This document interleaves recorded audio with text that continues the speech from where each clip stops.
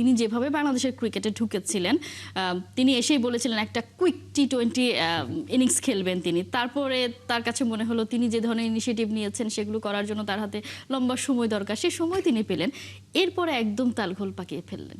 মানে সেটাই, তিনি টি-20 খেলতে চেয়েছেন, 4 ছক্কা দিয়ে শুরু করতে চেয়েছেন, এবং এখন যেটা মনে হচ্ছে যে তিনি কি রিটায়ার হার্ট হয়েছেন নাকি রিটায়ার্ড আউট হয়েছেন, এটা আমরা বুঝতে পারছি না যে তিনি কি নিজেই সরে গেলেন নাকি তাকে সরিয়ে দেওয়া, একটু সাইড করে দেওয়া হলো। কারণ গত কয়েকটি দিন আপনি দেখবেন যে তার কিছু অযাচিত মন্তব্য এটি কিন্তু বিব্রতকর পরিস্থিতিতে ফেলেছে, এটা বাংলাদেশ ক্রিকেটকে ফেলেছে। আপনি খেয়াল করেন, তিনি বারবার বলছেন যে শ্রীলঙ্কা হোস্ট কান্ট্রি না, অথচ শ্রীলঙ্কা কিন্তু হোস্ট কান্ট্রি, সেটা আমরা আগে থেকেই জানি, এটা জানি, এবং এটা নিয়ে শ্রীলঙ্কা মাইন্ড করেছে। এবং আইসিসি নিয়ে তিনি যেটা বলেছেন, তিনি নিজে আইসিসির এমপ্লয়ি, অথচ তিনি বলেছেন যে বিশ্ব ক্রিকেটে বা ক্রিকেটের জনপ্রিয়তা কমছে। এইটা আসলে তিনি বলতে পারেন কিনা, এটা নিয়ে কিন্তু তার একটা চাপ। এবং আপনি যেটা বললাম, আবার আরো একটা ব্যাপার, তিনি নিজে আইসিসির কাছ থেকে সময় চেয়ে নিয়েছেন সিদ্ধান্তের জন্য, কিন্তু তিনি মিডিয়ার সামনে মানে আমাদেরকে সবাইকে বললেন তিনি যে আইসিসি কিভাবে 24 ঘন্টা সময় বেঁধে দেয়। হ্যাঁ, তিনি কি বলছেন আসলে, এই বুলবুল ভাইকে আমরা চিনছি না। মানে আমরা যে বুলবুল ভাইকে চিনতাম, এখন সেই ভুলভাল ভাই চলে আসছে সামনে। আপনি যদি দেখেন, এই ক্রিকেটের উন্নয়নের জন্য তিনি চীনে গিয়েছেন, মিয়ানমার গিয়েছেন, কত জায়গায় গিয়েছেন, কত গল্প শুনেছি তার কাছে।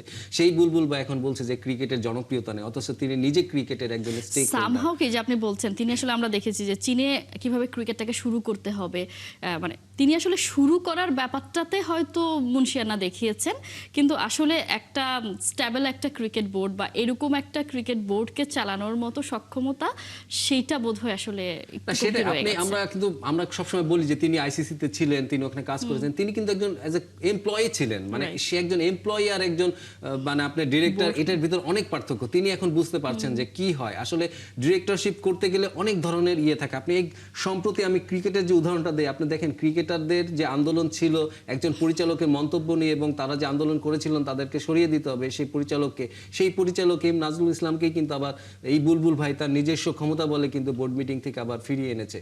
আমি কালকে কয়েকজন ক্রিকেটারদের সঙ্গে কথা বলছিলাম, তারা বলছিল যে তারা অপমানিত বোধ করছেন, তারা প্রতারিত বোধ করছেন, এবং তারা কিছু বলতে পারছেন না। তো এই যে তাদের সাথে যে প্রতারণাটা যদি করা হয়, এটা করা হয়, তাহলে আপনি বুলবুল ভাইয়ের উপর কিভাবে তারা আশ্বাস রাখবে? তো আপনাদের ক্রিকেট বোর্ড, এই ক্রিকেট বোর্ড কিন্তু তারা বলে যে ক্রিকেট বোর্ডে ক্রিকেটাররা হচ্ছে হাত এবং পুরা ক্রিকেট বোর্ডটা হচ্ছে বডি, কিন্তু আমি মনে করি যে ক্রিকেট পুরা শরীরটা এলো ক্রিকেটাররা, ক্রিকেট বোর্ড হচ্ছে তাদের পোশাক, যে কোনো সময় প্রয়োজনে বদলাতে হয়। বুলবুল ভাই একজন পোশাকের মতন এসেছেন, তারা বদলে যাবেন, তারপরে কি হবে ক্রিকেটারদের? তো এরকম একটা অন্ধকার পরিস্থিতিতে রেখে আসলে সবাই কিন্তু শঙ্কিত।